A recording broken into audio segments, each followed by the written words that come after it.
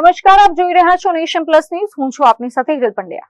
વડોદરા જિલ્લાના ઐતિહાસિક ડભોઈ નગરમાં પણ આગામી 16 જુલાઈના રોજ ભગવાન જગન્નાથની 17મી દિવ્ય રથયાત્રા પરંપરાગત રીતે નીકળશે. આ રથયાત્રા શાંતિ, સલામતી અને સૌહાર્દપૂર્ણ વાતાવરણમાં સંપન્ન થાય તે માટે ડભોઈ સેવા સદન સભા હોલ ખાતે એક મહત્વની શાંતિ સમિતિની બેઠક યોજાઈ હતી. ડભોઈ નગરમાં આગામી 16 જુલાઈના રોજ વડોદરા ભાગોળ સ્થિત ઐતિહાસિક બદ્રીનારાયણ મંદિરથી ભગવાન જગન્નાથ, ભાઈ બલભદ્ર અને બહેન સુભદ્રાજીની 17મી દિવ્ય રથયાત્રાનું પ્રસ્થાન થશે. ભગવાન નગરમાં ભ્રમણ કરીને ભક્તોને સન્મુખ દર્શન આપવાના હોય તેની પૂર્વ તૈયારીઓના ભાગરૂપે પોલીસ વિભાગ અને સ્થાનિક પ્રશાસન દ્વારા ડભોઈ સેવા સદન ખાતે આ શાંતિ સમિતિની બેઠક બોલાવવામાં આવી હતી. આ બેઠકમાં ધારાસભ્ય Shailesh Mehta, DYSP Akash Patel, PI AT Patel, PSI JG Vaghela તેમજ ચીફ ઓફિસર જય કિશન તડવી ખાસ ઉપસ્થિત રહ્યા હતા. આ ઉપરાંત નગરપાલિકાના પ્રમુખ પુષ્પા રાવલ, ઉપપ્રમુખ નૂર મોહમ્મદ મહોડાવાલા, કારોબારી ચેરમેન અફઝલ કાબાવાળા તેમજ અગ્રણી બીરેન શાહ સહિત બંને સમાજના આગેવાનોએ હાજરી આપી હતી.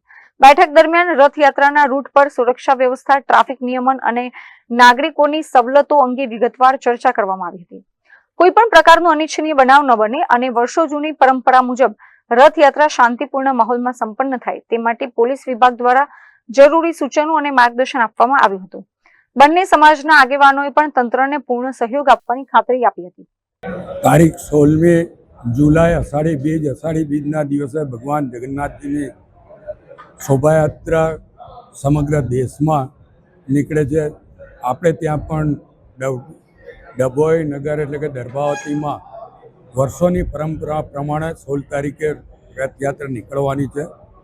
એના અનુસંધાનમાં આજે અહીંયા શાંતિ સમિતિની મિટિંગ, એમાં ડીવાયએસપી, પોલીસ ઇન્સ્પેક્ટરશ્રી, ભારતીય જનતા પક્ષના અને કોંગ્રેસ પક્ષના આગેવાન તેમજ હિન્દુ મુસ્લિમ આગેવાનો પણ આજે અહીંયા ઉપસ્થિત રહ્યા હતા.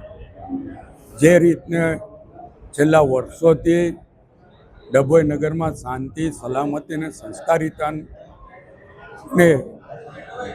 જે જ્યોત જગાવવામાં આવી છે એ જ પ્રમાણેની સંસ્કારિતા સાથે આ વખતની રથયાત્રા પણ નીકળશે. રથયાત્રાની સાથે સાથે રથયાત્રાની પાછળ જે ગંદકી, કચરો ઠાલવવામાં આવે છે એને સાફ કરવા માટે પાછળ જ સફાઈ સેવકો હોય અને જે કચરો નાખવામાં આવે તરત જ ઉઠાવી લેવામાં એવી પણ સૂચના નગરપાલિકાને આપવામાં આવી છે. અને દર્ભાવતીને નગરીને શોભે એ રીતના હર્ષો ઉલ્લાસથી આ વખતની નગર યાત્રા પર ભગવાન બિરાજશે. તો હું નગરના તમામ લોકોને આ રથયાત્રામાં ભાગ લેવા માટે અને આપણે આપણી સંસ્કારિતાને ઉજાગર કરીએ એવી અપીલ કરું છું. મીત માછી, નેશન પ્લસ ન્યૂઝ, ડભોઈ. સમાચારોના સતત અપડેટ મેળવવા માટે અમારી નેશન પ્લસ ન્યૂઝની યુટ્યુબ ચેનલને સબસ્ક્રાઇબ કરો, બેલ આઇકન દબાવો અને જોડાયેલા રહો ફેસબુક, ઇન્સ્ટાગ્રામ અને ટ્વિટર પર.